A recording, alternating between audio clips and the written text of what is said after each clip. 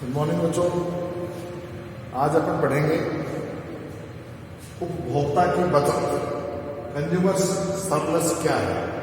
अर्थशास्त्र की बहुत महत्वपूर्ण टर्म है कि उपभोक्ता की बचत हम किसे कहें। वैसे टॉपिक थोड़ा लंबा है तो मैंने इसको 2 भागों में बांटा है। उसको बचत पार्ट फर्स्ट, अगले दिन नेक्स्ट टॉपिक अपन कल जो पढ़ेंगे वो पढ़ेंगे बचत सेकेंड। देखिए, बचत, उपभोक्ता की बचत किसे कहेंगे। सबसे पहले उपभोक्ता कौन है? कोई भी वह व्यक्ति जो वस्तुओं को अपने खुद के प्रयोग में लाने के लिए खरीदता है, वह उस वस्तु का उपभोक्ता होता है। तो उपभोक्ता का मतलब हुआ कि वस्तु का प्रयोग करने के लिए मूल्य चुका करके कोई वस्तु खरीदना उसका उपभोक्ता कहलाता है। तो बचत किसे कहेंगे?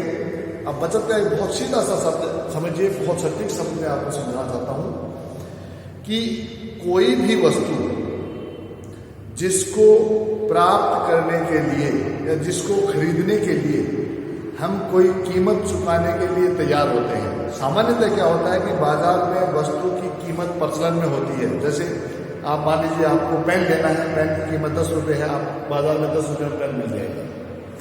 एक तो है बाजार में वस्तु की प्रचलित कीमत। दूसरा है यदि बाजार में वह वस्तु कम मिल रही है, नहीं मिल रही है, या उसको ये कहें कि मुझे किसी वस्तु के उपभोग की आवश्यकता है और उस वस्तु का उपभोग करने के लिए मैं जब वस्तु लेने जा रहा हूं तो मुझे अवेलेबल नहीं हो रही है। तो उस वस्तु को प्राप्त करने के लिए मैं क्या पे कर सकता हूं, कितना रुपये चुका सकता हूं, यानी वो दैनिक जीवन में मेरे लिए कितनी इंपॉर्टेंट है। दूसरे शब्दों में हम ये भी कह सकते हैं कि व्यक्ति की दैनिक आवश्यकताओं की पूर्ति के लिए वस्तुओं का उपभोग नितांत आवश्यक है।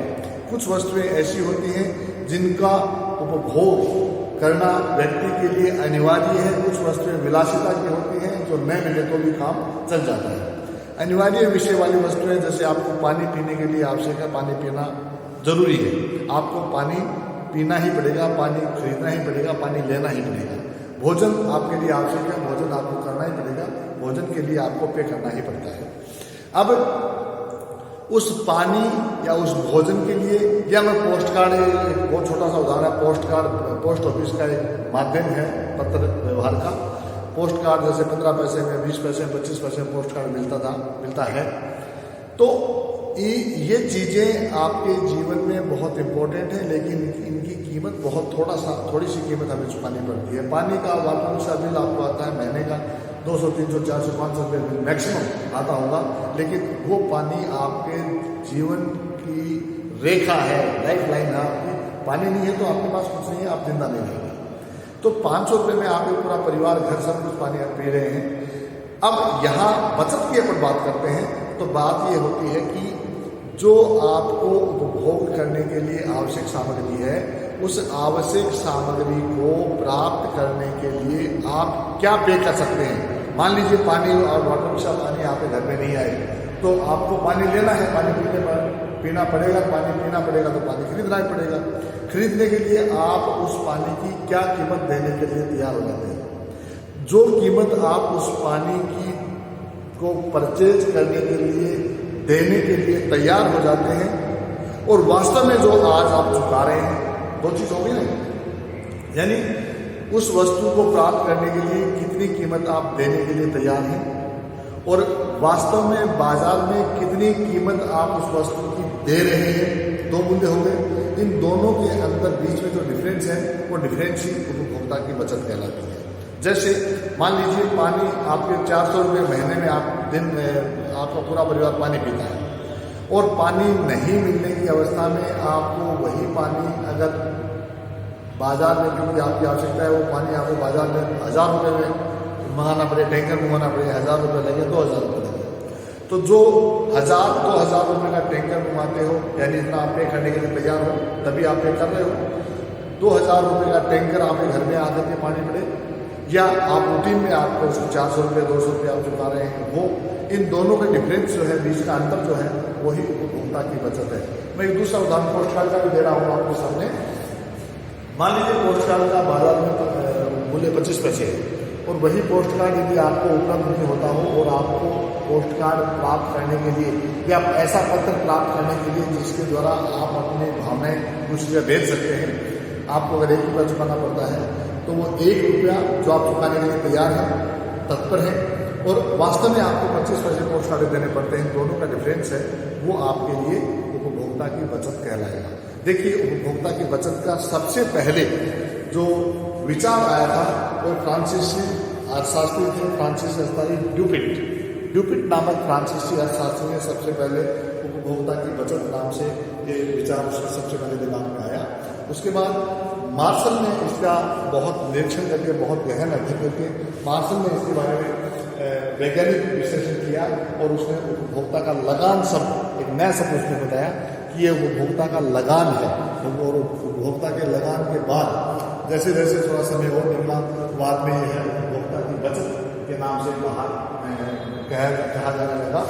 तो विभिन्न अर्थशास्त्रियों ने इसके बारे में क्या कहा है, देखिए मूल भावना वही है, अर्थशास्त्रियों के अलग अलग विचार हैं। मैंने यहाँ कुछ चीज़ें आपके सामने लिखी है, वो देखिए। सर्वप्रथम विचार जिसका ड्यूपिट अर्थशास्त्री है, उनके द्वारा सबसे पहले इसका विचार हमारे सामने आया था। और उसके बाद मार्शल ने 1890 में इसे का वैज्ञानिक विश्लेषण किया और इसे उपभोक्ता का लगान का नाम दिया, जो बाद में उपभोक्ता की बचत के रूप में जाना जाने लगा। अब ये क्या है मूल बात, को देखिए, वह मूल्य जो हम देने के लिए तैयार हैं, यानी किसी भी वस्तु का जो मूल्य हम देने के लिए तैयार हैं, और वास्तव में उस वस्तु का जो मूल्य हम दे रहे हैं, देने के लिए मान लीजिए 100 रुपये देने के लिए तैयार है, दे रहे हैं 50 रुपये, तो बीच का जो अंतर है 100 माइनस 50, बीच का जो अंतर 50 है, वो हमारी बचत कहलाएगी, उपभोक्ता की बचत कहलाएगी। तो सामान्य जो परिभाषा है वो है वह मूल्य जो हम देने के लिए तैयार है और जो वास्तव में दे रहे हैं, उनके बीच का अंतर भी उपभोक्ता की बचत कहलाती है। इसी बात को विभिन्न अर्थशास्त्रियों के विचार जो थे, उन्होंने किस रूप में उसकी व्याख्या की, मैं उसके बारे में बोल रहा हूँ। देखिए, प्रोफेसर जेके मेहता है, प्रोफेसर जेके मेहता भी बड़े अर्थशास्त्री रहे हैं, जिन्होंने क्या कहा है, उपभोक्ता से प्राप्त, उपभोग से प्राप्त संतुष्टि, यानी किसी वस्तु के उपभोग करने से हमें जो संतुष्टि प्राप्त होती है, उस संतुष्टि से दिया है संतुष्टि, वह उस वस्तु को प्राप्त करने के लिए किया गया त्याग। मैं उदाहरण के रूप में कह रहा हूँ, मैं एक सेव मान लीजिए खाता हूँ, तो मैं उस सेव को खाने के बाद मुझे जितनी संतुष्टि प्राप्त होगी, देखिए यहाँ उपभोक्ता की बचत के अंतर्गत उपयोगिता को मापनीय माना गया है। अपने पहले चैप्टर में पढ़ा था कि उपयोगिता की कोऑर्डिनल और ऑर्डिनल अप्रोच दो अपने पढ़ी थी। उपयोगिता क्रमवाचक है या उपयोगिता गणनावाचक है। हमने गणनावाचक और क्रमवाचक दोनों चीज़ें पढ़ी थी। प्राचीन अर्थशास्त्रियों के विचार अलग थे, आधुनिक अर्थशास्त्रियों के विचार अलग थे, वो अपनी जगह एक अलग बात है। लेकिन ये जो नियम है उपभोक्ता की बचत, ये मूल रूप से उपयोगिता की गणनावाचक दृष्टिकोण पर आधारित है। तो मैं यहाँ क्या कहूँगा कि मान लीजिए मैंने एक सेव खरीदा और सेव का उपभोग करने से मुझे मिलने वाली उपयोगिता मान लीजिए 50 हो या 100 हो, तो उस सेव से मिलने वाली उपयोगिता मुझे 100 है, तो उस सेव को खरीदने के लिए जितना भी मैं त्याग करने के लिए तैयार हूँ, जितना मैं पैसा चुकाने के लिए तैयार हूँ, जितनी मुद्रा का भुगतान करने के लिए तैयार हूँ, इन दोनों के बीच का डिफरेंस ही उपभोक्ता की बचत कहलाती है। ऐसा अर्थशास्त्री जेके मेहता साहब कह रहे हैं कि उपभोग से प्राप्त संतुष्टि व उस वस्तु को प्राप्त करने के लिए किया गया त्याग, इन दोनों के बीच का अंतर ही उपभोक्ता की बचत कहलाती है। प्रोफेसर पेंशन है, पेंशन ने देखिए इसको इस रूप में कहा है, जो कुछ चुकाने को तैयार है, यानी जो कुछ हम वस्तु को, जिस वस्तु की बात हो रही है यहाँ, जिसका हम उपभोग कर रहे हैं, जिस वस्तु का उपभोग हम करेंगे, उसके लिए जो कुछ चुकाने को तैयार हैं और वास्तव में जो चुका रहे हैं, जो वो चुका रहे हैं, बात वही आ गई कि जो चुकाने के लिए हम तैयार हैं और जो वास्तव में चुका रहे हैं, उन दोनों के बीच का अंतर ही उपभोक्ता की बचत कहलाती है। अब मैं इसको सामने उदाहरण और रेखाचित्र के द्वारा मैं आपके सामने बता रहा हूँ। मान लीजिए यहाँ मैं एक टेबल बनाई है, इसमें आपको उदाहरण के लिए सेव की इकाइयाँ है। सेव की इकाई 1, 2, 3, 4, 5, 6 इकाई हमने सेव की टोटल 6 इकाई ली और इनसे प्राप्त उपयोगिता सामने लिखी है। काल्पनिक उपयोगिता है, आप इस संख्या को कम ज़्यादा कर सकते हैं, इसकी कोई बात नहीं है। लेकिन यहाँ ये मूल बात है कि उपयोगिता को हम यहाँ गणनावाचक मानते हैं। ये गणनावाचक आधुनिक अर्थशास्त्री गणनावाचक नहीं कहते, लेकिन ये गणनावाचक हमने मानी है। उसी को ध्यान में रखते हुए इसको हम बात कर रहे हैं। प्राप्त उपयोगिता में से पहले से विषय 100 है। यहाँ सीमांत उपयोगिता ह्रास नियम लागू होता है। सीमांत उपयोगिता ह्रास नियम क्या कहता है कि जैसे जैसे हम उपभोग की प्रक्रिया के दौरान एक अतिरिक्त वस्तु का उपभोग करेंगे, वैसे वैसे हमें उस अतिरिक्त वस्तु से मिलने वाली उपयोगिता में धीरे धीरे कमी आएगी, धीरे धीरे ह्रास होने लगेगा। यानी पहली रोटी का उपभोग करेंगे तो उपयोगिता 10 मिलेगी, दूसरी का करेंगे तो 9 मिलेगी, तीसरी का करेंगे तो 7 मिलेगी, चौथी का करेंगे तो 5 मिलेगी, पाँचवीं का करेंगे तो 3 मिलेगी। ऐसे धीरे धीरे एक बिंदु ऐसा आ जाएगा जहाँ हम पूर्ण रूप से संतुष्ट हो जाएंगे और मिलने वाली उपयोगिता शून्य हो जाएगी, और वो शून्य उपयोगिता पर हम पूर्ण संतुष्टि के बिंदु पर हम होंगे, पूर्ण तृप्ति के बिंदु पर होंगे, और हमारी कुल उपयोगिता सबसे ज़्यादा होगी। ये हम पहले पढ़ चुके हैं। और जो नियम था सीमांत उपयोगिता ह्रास नियम, उसी तर्ज पे इस उपभोक्ता की बचत के बारे में बात हम कर रहे हैं। तो प्राप्त उपयोगिता पहले से 80 है, दूसरे से घट के पहले से 100 है, दूसरे से घट के 80 हो गई, तीसरे से और घट के 7 हो गई, चौथे से 50, 30, 20, ऐसे उपयोगिता लगातार घटती जा रही है। और अगर और आगे चलेंगे तो उपयोगिता मिलने वाली उपयोगिता शून्य भी हो जाएगी, माइनस भी हो जाएगी। ये है बाजार मूल्य जो हम वस्तु को खरीदने के लिए चुकाते हैं। ध्यान दीजिए, ये क्या कह रहा है यहाँ लिखिए, पेंसिल जो कुछ कह रहे हैं उपभोग, ये देखिए बेहतर क्या कह रहे हैं, उपभोग से प्राप्त संतुष्टि, या प्राप्त संतुष्टि कितनी होगी, ये उपयोगिता हमें प्राप्त हो रही है तो ये हमारी संतुष्टि होगी, प्राप्त संतुष्टि। ये बाजार मूल्य है जो हमें चुकाना है उस वस्तु खरीदने के लिए। एक शेयर की कीमत 20 रुपये है, तो हमने 20 रुपये हमें शेयर करके चुका दिए।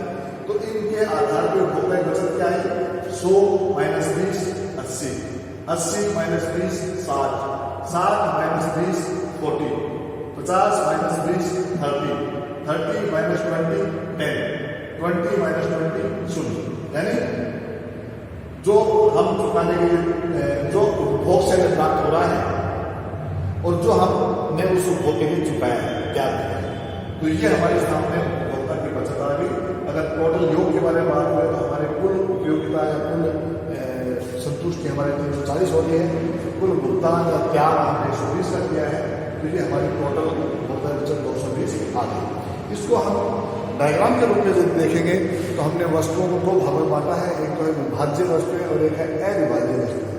अविभाज्य वस्तुएं जैसे दूध है, पानी है, मक्खन है, मटर है, पनीर है, उनको हम अविभाज्य मानते हैं, और विभाज्य वस्तुएं जिनको हम विभाजित कर सकते हैं उनको मानते हैं। देखिए यहाँ हमने x एक्सिस पे वस्तु की इकाइयाँ ली हैं, तो हमने 6 इकाइयाँ हैं, 2 3 4 5 6, और y एक्सिस पे हमने सीमांत उपयोगिता और उसका मूल्य दिया है। तो x एक्सिस पे जैसे 6 वस्तुएं दिखा दी, यहाँ हमने सीमांत उपयोगिता दिखा दी, 100 से नीचे 20 तक की दिखा दी। और ये देखिए R बिंदु, ये वो बिंदु है R, O M N R, ये जो एरिया है O M N R, ये जो एरिया है, ये वह एरिया है जो हम त्याग कर रहे हैं, जो हम चुका रहे हैं, जो हम वस्तु चुका रहे हैं। इस चुकाए हुए मूल्य से ऊपर, इस चुकाए हुए मूल्य के अंकों के से ऊपर जो भी हम प्राप्त कर रहे हैं वो हमारी बचत कहलाएगी। देखिए पहले में अपने यहाँ लिखा रखा है 100, पहले की सीमांत उपयोगिता 100 है, 80 है, 60 है, 50 है, 30 है, 20 है, तो 100 है, फिर 80 है, ये आपके सामने लिखा रखी है। तो इस हिसाब से हमने अविभाज्य वस्तुओं के लिए ऊपर डायग्राम बना रखे हैं, बॉक्स बनाए हैं। इन बॉक्स पे आप देखिए कि नीचे की बीच जो है, जिसको हम ORMN कहते हैं या OMNR कहते हैं, ये हमारे त्याग की सीमा है। इस त्याग के ऊपर हमें जो कुछ मिल रहा है वो ये आपके सामने दिखा रखा है। उसको आप ये भी कह सकते हैं RN, और ये बॉक्स ऊपर दिखा रखे हैं, साइड में लाइन में दिखा रखा है, ये उपभोक्ता की बचत कहलाती है। ये है अविभाज्य वस्तुएं। अगर इसको हम विभाज्य वस्तुओं पर लेंगे तो ये आपके सामने दूसरा डायग्राम बनाया है, B है विभाज्य वस्तुएं, वही सीमांत उपयोगिता और मूल्य वस्तुओं की इकाइयाँ 1 से 6 तक की वस्तुओं में दिखा दी। वही नीचे का जो मूल्य त्याग हमने जो किए हैं वो हमने स्थिति दिखा दी। अब यहाँ देखिए OM, यहाँ हम OMNR, ये हमारा त्याग है, और हमारी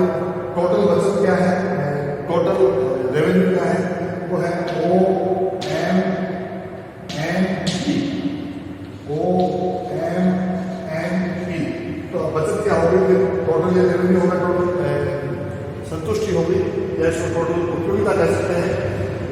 तो अब बचा क्या, उपभोक्ता की बचत क्या रहेगी, RMP ये आपकी उपभोक्ता की बचत आपके सामने आ गई। तो ये उपभोक्ता की बचत के संबंध में सामान्य जो बातें हैं, जो डायग्राम और उदाहरण के माध्यम से मैंने आपको बताई है, ये समझने के लिए आप समझे इतना पर्याप्त है। अब इसका नेक्स्ट रूप, इसके क्या गुण दोष है, कैसे इसको मापा जा सकता है, ये अपन सीखने को पड़ेंगे। धन्यवाद।